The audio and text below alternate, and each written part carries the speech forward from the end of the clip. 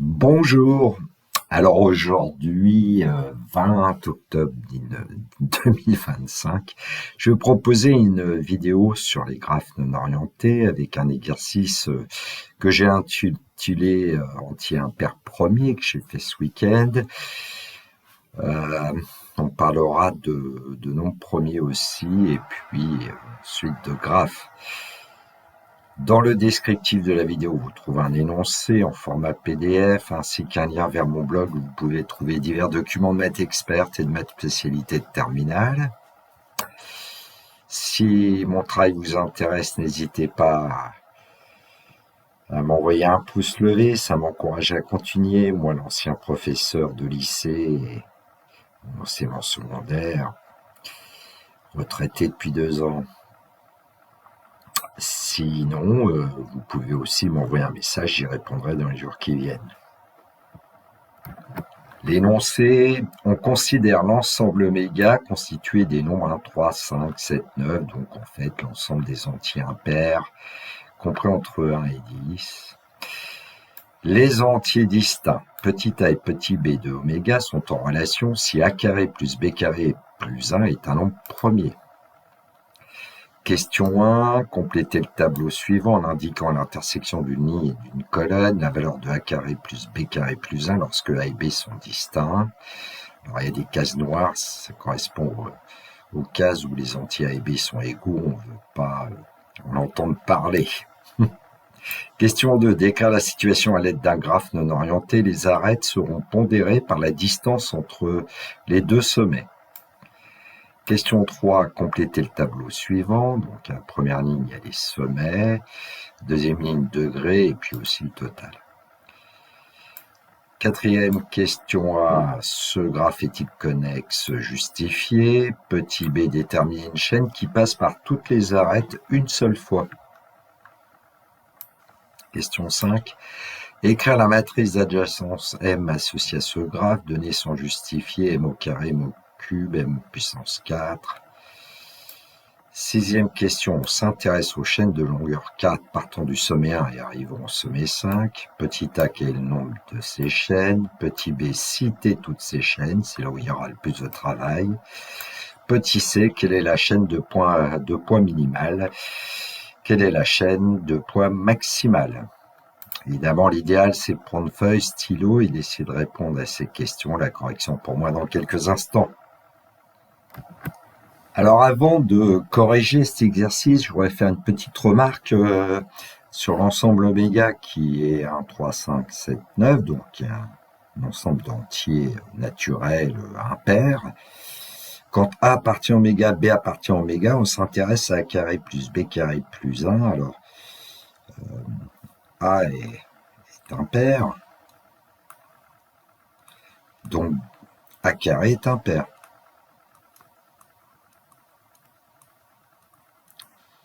Pour la même raison, B étant impair, on peut dire que B carré est impair.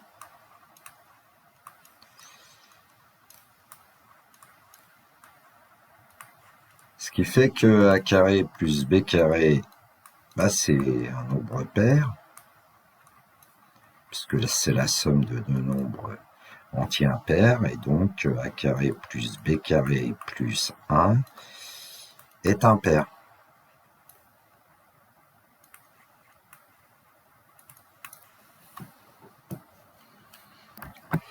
Une deuxième remarque que je viens de vous écrire, c'est qu'un entier naturel non nul, c'est un nombre premier s'il n'a aucun diviseur inférieur à sa racine carrée, hormis le nombre 1. Ce qui nous permet de créer un script Python qui va tester si un nombre est impair, notamment est premier ou pas. Un nombre étant strictement supérieur à 1, donc un nombre supérieur ou égal à 3. À l'écran, vous avez un script Python que je vais expliquer. Donc, on teste si le nombre n est premier ou pas. Alors, on parle de primalité, c'est pour ça que je l'ai appelé primalité. Alors, on prend un nombre d qui vaut 3, parce que le premier nombre impair strictement supérieur à 1, c'est 3. Alors, tant que d carré est inférieur ou égal à n, ça veut dire tant que d est inférieur ou égal à la racine carrée de n, hein, c'est équivalent. Alors, si le reste de la division de n par d vaut 0, alors on dit que le nombre n'est pas premier. Sinon, eh bien, au nombre d, on va ajouter 2, parce que comme le nombre n est impair, il ne risque pas d'être divisible par nombre pair, donc ça fait gagner un peu de temps. Et on renvoie à ce moment-là, si jamais on n'a jamais obtenu le nombre non premier, on renvoie au nombre est premier. Alors vous avez un test pour deux nombres, 1999, 9991. Alors le premier semble être un nombre premier, on pourrait le justifier à la main. Et puis le deuxième semble non premier. Alors là, c'est une question que j'aimais bien poser à mes élèves, d'ailleurs en seconde aussi, puisque maintenant on parle de nombre premier en seconde. Je vais vous montrer pourquoi 9991 n'est pas premier. Alors en fait, ici, il y a une petite astuce, c'est de dire que 9991 n'est pas très loin de 10 000, et en fait c'est 10 000 moins 9. Ce qui fait que c'est 100 au carré moins 3 au carré. Et donc grâce à cette identité remarquable, on peut factoriser 100 moins 3, facteur de 100 plus 3, ce qui nous donne 97 fois 103, qui sont des nombres premiers. 97 et 103. Mais 9991 n'est pas un nombre premier puisqu'il admet comme diviseur 1 lui-même, 9991, 97 aussi et 103. Il a 4 diviseurs. Donc c'est un nombre premier, puisqu'un nombre premier c'est un antinaturel qui admet exactement 2 diviseurs positifs. Testons la primalité de 97 et de 103. Donc voilà, 97 et 103, le script nous dit que ce sont des nombres premiers. Alors un autre script Python qui va nous renvoyer 1 si le nombre est premier et 0 si le nombre n'est pas premier. Alors pour ce script Python, on crée une variable k qui prend la valeur 1 au départ.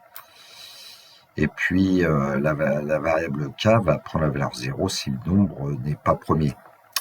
Bon, on démarre toujours avec un pseudo-diviseur à 3, peut-être qu'il sera diviseur, peut-être pas, et puis là, tant que d est plus petit que la racine carrée de n, et k prend la valeur 1, et ici ça va marcher, on va aller dans la boucle, si le reste de division de n par d vaut 0, alors à ce moment-là, on change la variable k, on dit que c'est 0, et comme ça va être 0, la boucle tant que va s'arrêter. Sinon, on ajoute 2 au nombre d, et puis on continue, et puis à la fin, on va renvoyer n et k. Alors évidemment, si le nombre est premier, k vaudra 1, le nombre pas premier, k vaudra 0. Alors on va tester avec les 4 nombres dont je vous ai parlé, et puis alors je vais un peu effacer la console pour qu'on voit mieux. On exécute avec la petite flèche verte, et puis voilà. Donc 1999 est un nombre premier. 9991 n'est pas premier. 97 et 103 sont premiers. Voilà, c'est grâce au nombre 1 ou 0 qu'on peut le dire. Alors, question 1. Complétez le tableau suivant en indiquant à l'intersection d'une ligne et d'une colonne la valeur de a carré plus b carré plus 1 lorsque a et b sont distincts. Bon. Alors, quand a vaut 1 et b vaut 3, on calcule 1 au carré, 1, plus 3 au carré de 9, plus 1, on va obtenir 11. Et comme 11 est un nombre premier, je vais le colorier en bleu. Et quand le nombre sera pas premier, je vais le colorier en rouge. 1 et 5, alors on calcule 1 plus 25 plus 1, 27. 27, ça n'est pas un nombre premier puisqu'il est divisible notamment par 3 et 9. Ensuite, pour 7, eh bien, on va obtenir 1 plus 49, 50, 51 qui n'est pas premier. La somme des chiffres vaut 6, donc c'est dans la table de 3, 51. 3 fois 17. Avec 9, 1 plus 80, 82, plus 1, 83. Et 83, en fait, c'est un nombre qui est premier. Bon, il n'apparaît pas dans les tables de multiplication de l'école primaire, les tables classiques par 1 jusqu'à 9. Donc, alors ici, on peut évidemment compléter puisque A carré plus B carré plus 1, vous échangez le rôle de A et B, vous obtenez évidemment les mêmes nombres. Donc la première ligne et la première colonne, entre guillemets, sont les mêmes. Alors passons au nombre 3, 3 au carré, plus 5 au carré plus 1, 3 au carré 9, plus 1, 10, plus 25, 35, 35 n'est pas un nombre premier divisible par 5. Alors pour 7, ça fait 10 plus 49, 59, et 59, bienvenue les ch'tis, est un nombre premier. Ensuite, 10 plus 81, 91. Eh bien, 91 est divisible par 7. 7 fois 13. Donc, ça n'est pas un nombre premier. Alors, on récupère 35, 91 et 59. Bon, alors ensuite, pour la ligne où il y a 5 et 7, alors 5 au carré 25, plus 7 au carré plus 1, 50, 75. Alors 75, c'est un nombre qui n'est pas premier divisé par 5. Ensuite, avec 9, 9 fois 9, 81, 82, 82 plus 25, 107. Alors 107, vous vérifierez qu'il est premier. 75. Bon, ensuite, la ligne pour 7, il nous reste 7 au carré plus 9 au carré plus 1. 7 au carré 49, plus 1, 50, 50 plus 81, 131, et vous vérifierez que 131 est un nombre premier. Bon, ce qui fait qu'ici, on a quasiment la matrice d'adjacence, puisque il suffit de remplacer les nombres que j'ai coloriés en bleu, les nombres premiers par 1, et puis les nombres non premiers par 0, et vous aurez la matrice d'adjacence. C'est pour ça que j'aime bien ce genre d'exercice. Bon, j'ai repris le script Python pour qu'on vérifie que les nombres qui sont dans le tableau, 131, 107, 59, 83, sont bien des nombres premiers. À chaque fois, on obtient. Question 2. Décrire la situation à l'aide d'un graphe non orienté. Les arêtes seront pondérées par la distance entre les deux sommets. Alors, d'après le tableau qu'on vient de voir, 1 est en relation avec 3, donc on va pouvoir créer une arête qui relie les sommets 1 et 3. Ensuite, 1 est en relation avec 9. Je mettrai les poids des arêtes après. Maintenant, il nous reste 3 en relation avec 7.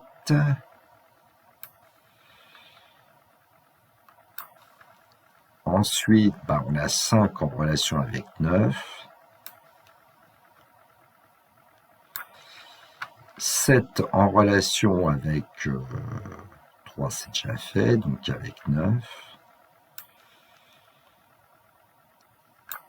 Et puis, c'est terminé. Alors, les poids maintenant.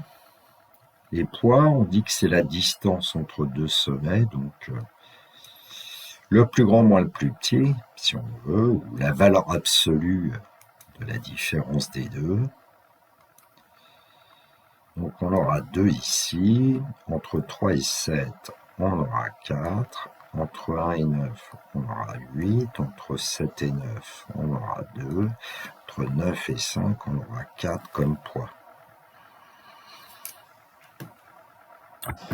Question 3, complétez le tableau suivant avec les degrés des différents sommets. Alors quand on regarde le sommet 1, il est adjacent au sommet 3 et 9, donc son degré c'est 2. Le sommet 3, 2. Le sommet 5, 1. Le sommet 7, 2. Et le sommet 9, 3. Bon, donc on va pouvoir indiquer les degrés de chaque sommet. 2, 2, 3, pour 5, 1, pour 7, 2, et pour 9, 3. Le total, 10. Ce qui fait que la moitié du total, c'est-à-dire 5, nous donne le nombre d'arêtes. C'était assez facile de les compter ici, donc ici ça ne sert pas à grand chose d'avoir la somme des degrés de tous les sommets, mais enfin quand même, on vérifie. Et voilà. Question 4a, ce graphe est-il connexe justifié? On sait que pour justifier qu'un graphe est connexe, on peut par exemple montrer qu'il existe une chaîne qui passe par tous les sommets du graphe, donc on va en donner une ici. On va pouvoir conjecturer que ce graphe est connexe. Alors la chaîne qu'on va choisir, on part par exemple de 5, on va vers 9, ensuite on peut aller vers 1 ou 7, je vais aller vers 1, peu importe, 3, et puis 7. Eh bien, passe par tous les sommets du graphe.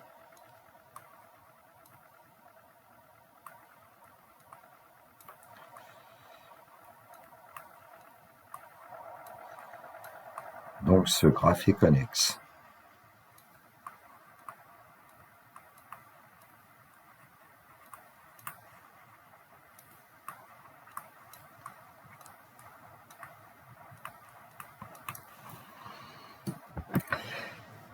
Question 4b, déterminer une chaîne qui passe par toutes les arêtes une seule fois. Alors pour ceux qui connaissent un peu la notion de graphe eulérien, on sait qu'on doit partir d'un degré impair pour arriver à un degré impair, puisque ici 5 a un degré impair qui est 1, 7 a un degré impair qui est...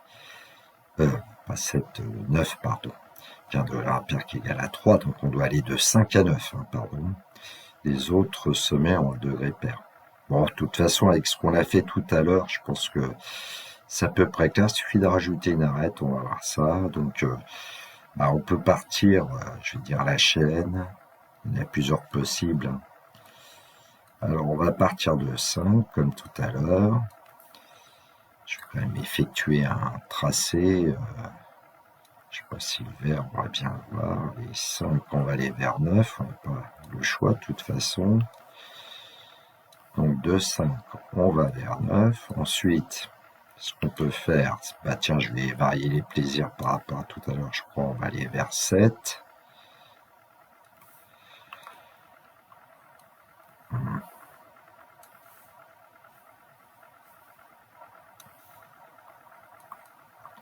Ensuite, de 7,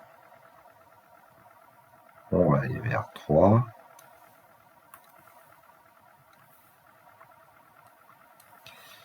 Puis de 3, on va aller vers 1. Et de 1, on va vers 9.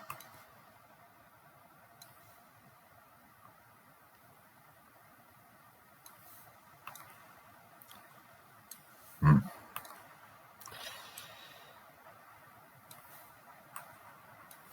1, 2, 3, 4. Les 5 arêtes sont parcourues et c'est toutes des arêtes distinctes. Donc, réponds à la question.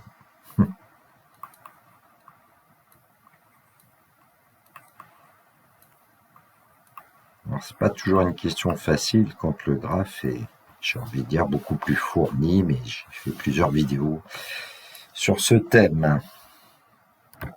Question 5, écrire la matrice d'adjacence M associée à ce graphe donné sans justifier mot carré, mot cube et puissance 4. Alors j'ai utilisé le graphe, mais on aurait pu utiliser aussi le tableau qu'on avait fait la première question, je crois. Donc, alors je vais colorier en bleu quand on va avoir une liaison, et en rouge quand il n'y aura pas de liaison, et codé par 1 et 0. Alors 1 est en relation avec 3, donc 1, et puis en relation avec 9, en revanche,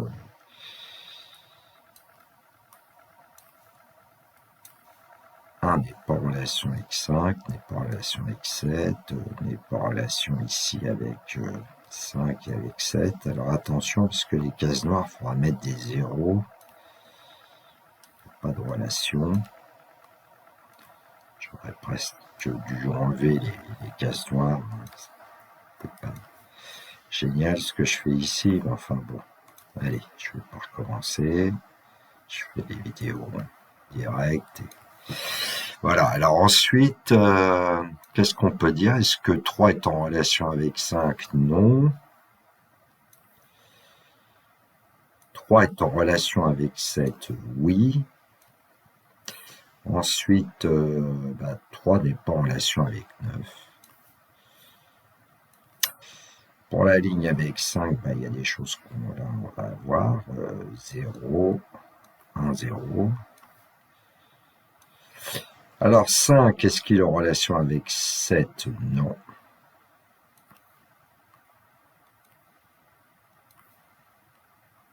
« 5, est-ce qu'il est en relation avec 9 ? Oui.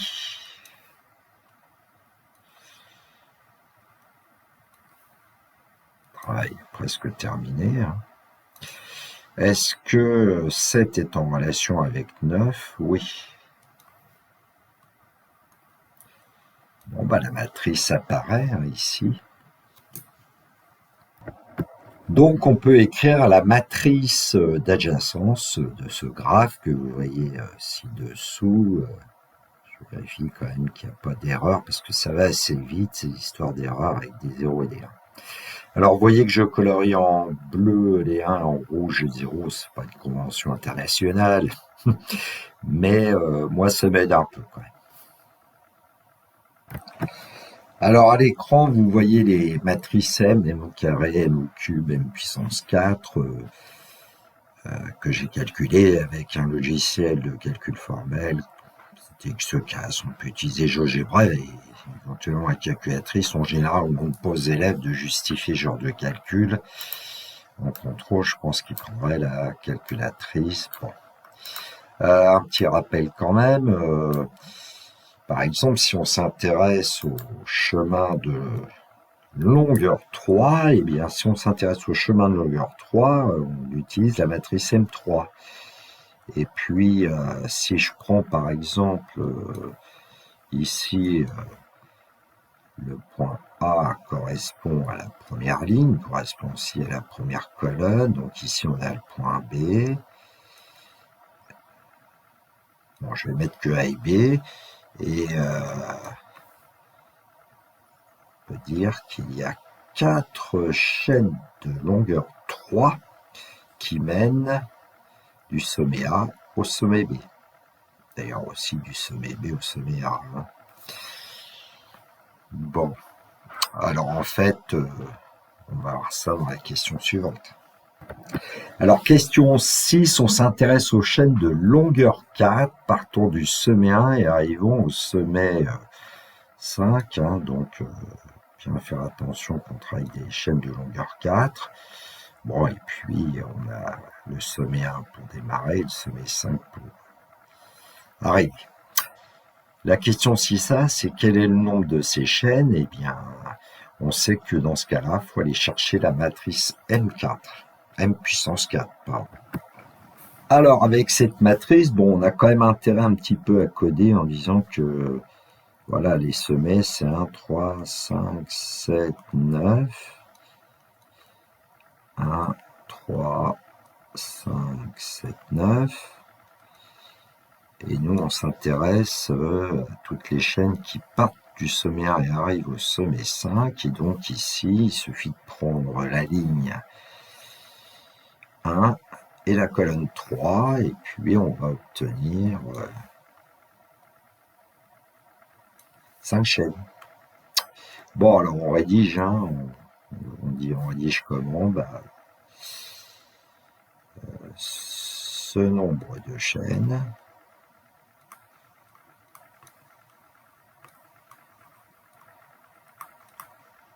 dont on parle hein, est le coefficient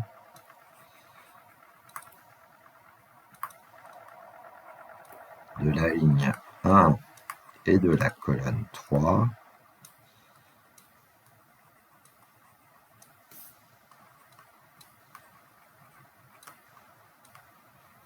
de la matrice M4, M puissance 4.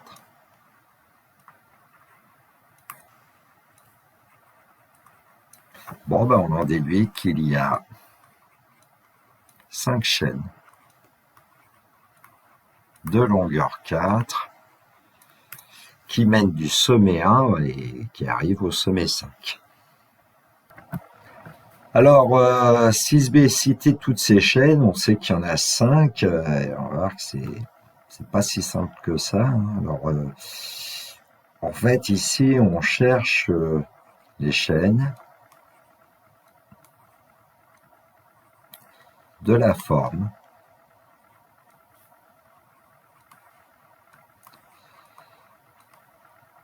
eh bien, ce sont des chaînes qui commencent au sommet 1, ensuite qui vont passer par un sommet X, par un sommet Y, par un sommet Z et qui vont finir en 5.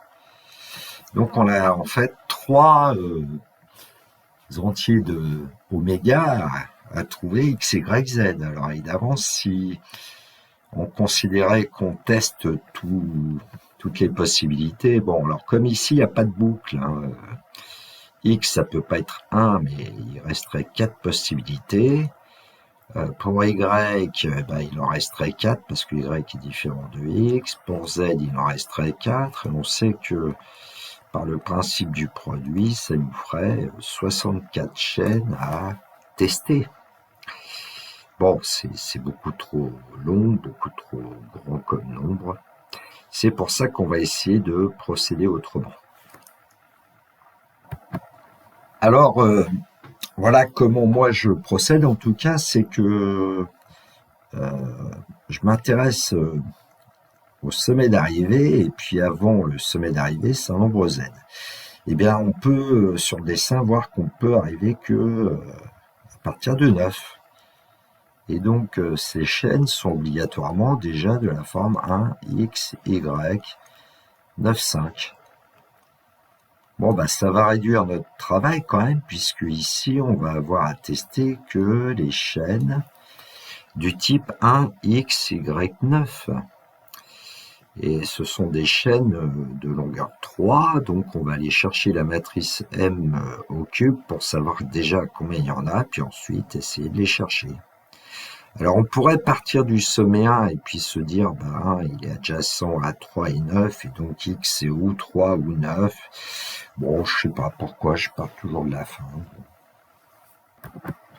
Alors, quand on regarde le dernier sommet 9, qu'est-ce qui peut arriver en 9 ? 9, il est adjacent à 7 et à 1. Et donc, on a deux types possibles. Je vais appeler ça des types, on peut appeler ça des formes. Ou bien, Y vaut donc 1. Ou bien, Y vaut 7. Bon, j'ai déjà pas regardé en fait combien il y aurait de chaînes, on peut le savoir, hein, des chaînes de longueur 3 qui mènent de 1 à 9 avec la matrice M au cube, ça aide quand même. Et puis ensuite, on va traiter chaque type.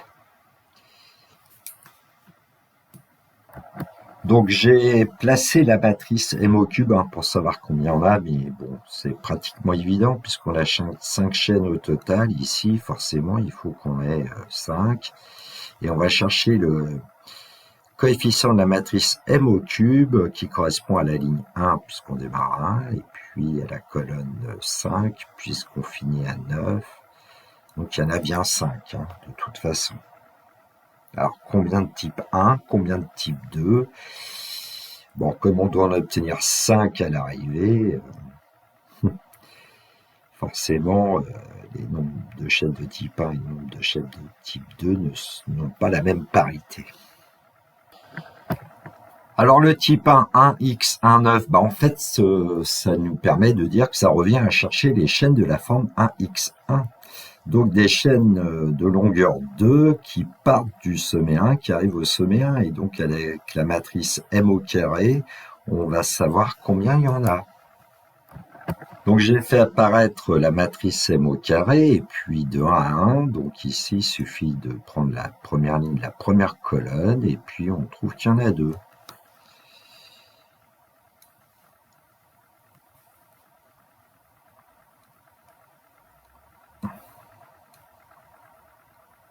Il y a deux chaînes de cette forme.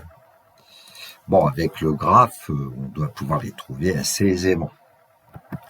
Donc j'ai replacé le graphe et puis on voit que le nombre 1 est adjacent à 3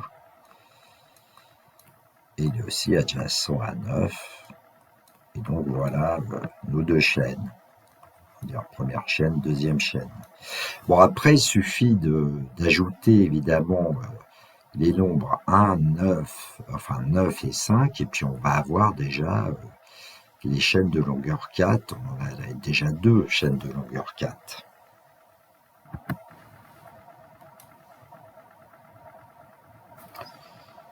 Alors, je viens de me rendre compte que j'ai oublié un type possible pour les chaînes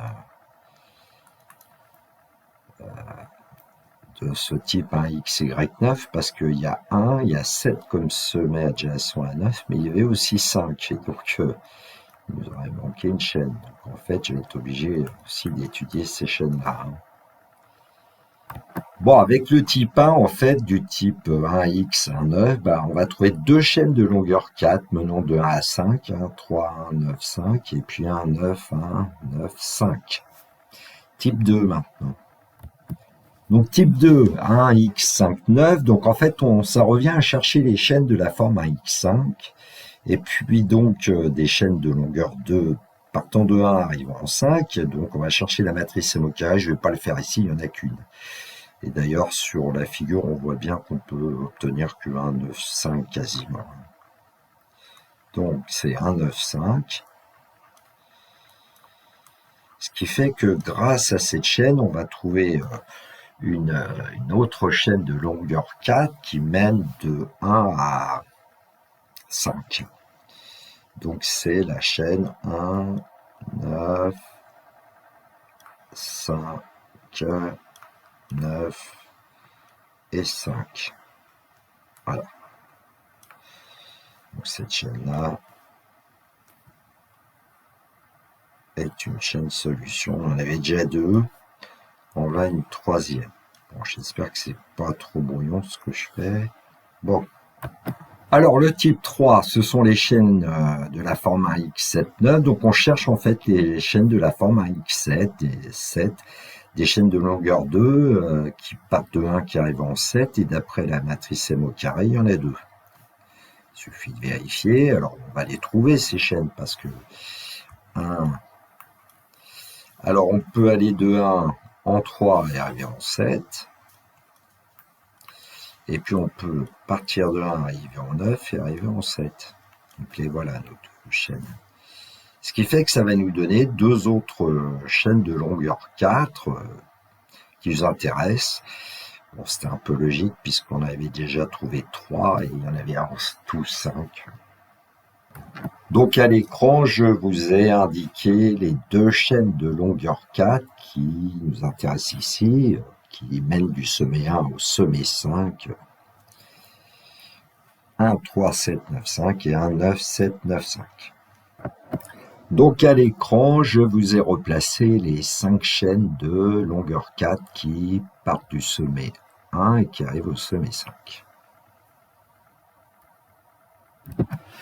Question 6C, quelle est la chaîne de poids minimale? Quelle est la chaîne de poids maximale? Alors il suffit d'aller chercher les poids des différentes chaînes. Alors pour la première, on va dire qu'elle a pour poids, il suffit d'ajouter les distances entre deux sommets. Donc entre 1 et 3, on a 2, plus encore 2, plus 8, plus 4, ce qui nous donne 16. Bon, pour la deuxième chaîne, elle a pour poids entre 1 et 9, 8, entre 9 et 1, 8, entre 9 et 5, alors j'ai oublié quelque chose, c'est 8 encore, et plus 4, et donc on obtient 28. Pour la troisième chaîne, bah, on a eu 8, plus 4, 12, 12, plus 4, 16, 16 et 4, 20. La quatrième chaîne, 2, plus 4, 6, plus 2, 8, 8 et 4, 12. Et pour la dernière chaîne, on va obtenir 8 plus 2, 10, plus 2, 12, plus 4, 16. Bon, bah, je pense qu'on va pouvoir conclure. Quelle est la chaîne de poids minimale? Eh bien, c'est 1, 3, 7, 9, 5. Et quelle est la chaîne de poids maximale? Bah, c'est 1, 9. 1, 9, 5. Voilà. Alors, vous trouverez à la fin du polycopier une représentation graphique pour la chaîne de poids minimale. 1, 3, 7, 9, 5. Ensuite, vous trouverez aussi une représentation pour la chaîne 1, 9, 1, 9, 5 de poids maximal. Alors attention, pour qu'on visualise cette chaîne, j'ai rajouté 2 arêtes fictives. Je les ai laissées en pointillé d'ailleurs. C'est parce que, évidemment, quand on va effectuer le tracé, on va de 1 en 9 plusieurs fois. Donc, on peut très bien imaginer que la première fois qu'on va en 9, on part du sommet 1 en suivant par exemple l'arête que vous voyez là. Ensuite, on revient, ça serait 1, on revient par celle-ci à 2, et puis on repart ensuite vers 9 avec à 3, enfin des choses comme ça, mais le problème c'est que, et puis après on va en 5, le problème c'est que, voilà, les arêtes 1 à 2, elles n'existent pas en fait. C'est pour visualiser la situation. Voilà, cette vidéo est terminée pour moi. Il me reste à vous souhaiter une très belle journée. Surtout, prenez bien soin de vous, que la force soit avec tous ceux qui étudient. Et il me reste à vous dire au revoir.